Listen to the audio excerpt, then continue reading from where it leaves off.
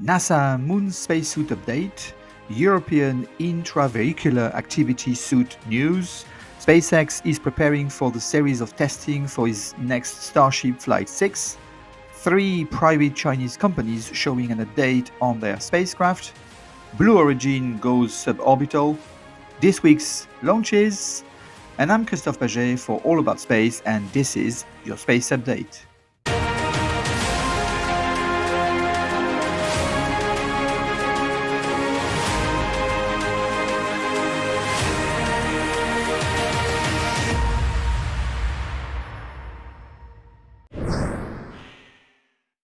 Let's branch out a little. Let's see what else I could talk about. So, list of topic to talk about. Current situation, job work, clothes, news. Yes, clothes is a good topic. How are fashion? Yeah, that's it. I could do with more fashion actually. Let's see where to start. Prada, yeah, why not? Okay, let's see. Not my style. No, no way. Perhaps. That's nice. Nope. Perhaps. Nope. Yes, that's perfect. That's perfect for putting the rubbish out. Well, not just the devil wears Prada, it seems, but also astronauts. Axiom has unveiled at the IAC 2024 conference in Milan his latest moonwalk suit, or to be precise, extravehicular mobility unit spacesuit, to be used for Artemis 3, expected at the end of 2026 at least. Well, actually, at the same time, NASA has also contracted Collins Aerospace to produce those suits. However, Collins decided to pull out a few months ago, despite the fact that they are the manufacturer of the current spacesuit used at the ISS today.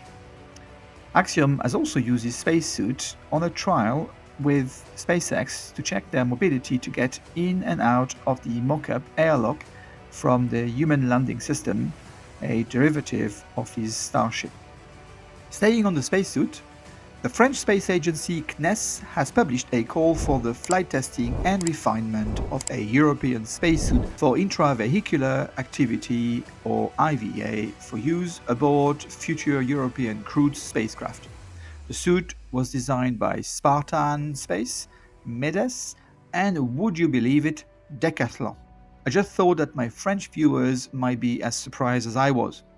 Joking aside, this demonstrates the fact that Europe is working on a European human-rated capsule, so the European space ambition is gradually growing towards gaining space sovereignty. At Starbase launch site, the Launch Tower number 1 is getting refurbished.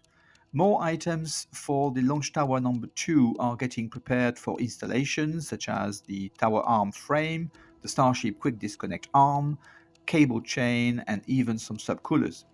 The booster number 13, so that's the one pairing with Starship number 31 for the forthcoming integrated flight test number 6, has been moved from the production site to the launch site and installed on his launch mount for future testing.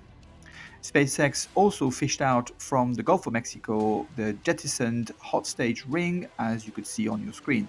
It's always nice to see that debris are not left in the sea. At the production site, Starship number 34 sections are getting transferred to the Mega Bay for installation with the forward section.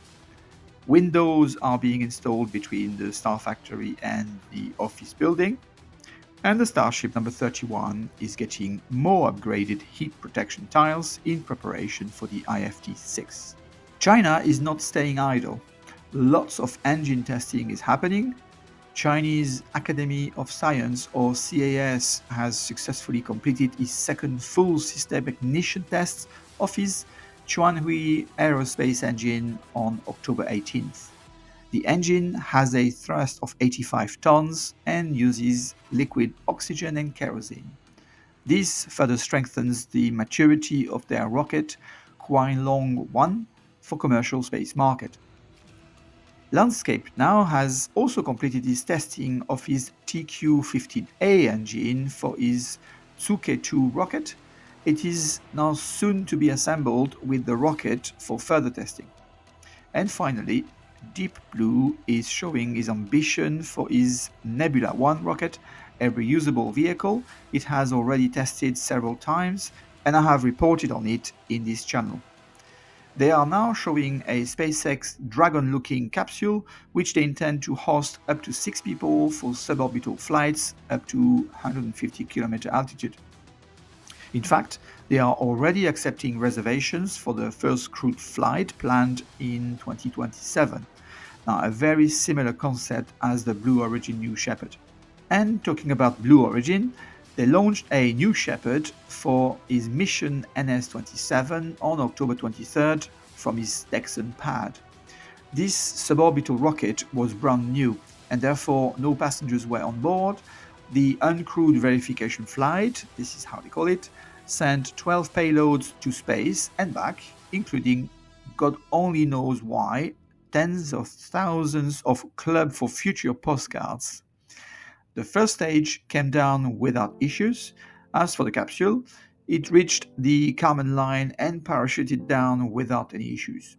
The previous rocket was donated at the Air and Space Smithsonian Museum in Washington, D.C.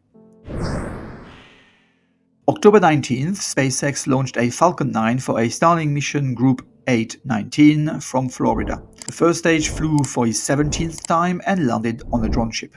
The next day, SpaceX launched another Falcon 9 from California for his mission OneWeb 20. The first stage flew for his 7th time and landed back to site. It's the turn to CASC, who launched a Long March 6 on October 22nd from China for his mission Tianping 3. October 23rd, CASC launched a Long March 2C from China for his mission Xiguang 147. On the same day, SpaceX was catching up after being grounded and launched a Falcon 9 for his Starlink mission Group 661 from Florida. The first stage flew for his 18th time and landed on a drone ship. The last launch of the week was on October 24th from SpaceX with a Falcon 9 from California for his mission Enroll 167. The first stage flew for his 21st time and landed on a drone ship. In summary, from January 1st until October 24th, 2024, 197 rockets were launched successfully, and out of that, 122 were from an American company or institution and 50 from China. I leave you this week with this striking image from the Hubble Space Telescope of the binary star system R Aquarii having a cosmic freakout. The picture shows a colorful nebula with filaments of gas reaching out in a spiral pattern. R Aquarii is located around 700 light years away in the Aquarius constellation.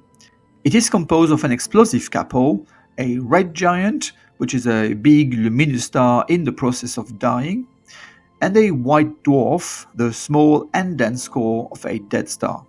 So basically, the white dwarf passes by the red giant whilst siphoning some hydrogen gas, which results in a spontaneous nuclear fusion, making that surface explode like a gigantic hydrogen bomb. Hubble has been monitoring R Aquarii for decades. You could see a time-lapse video of such evolution since 2014. I'm Christophe Paget for All About Space. See you at the next episode of Space News.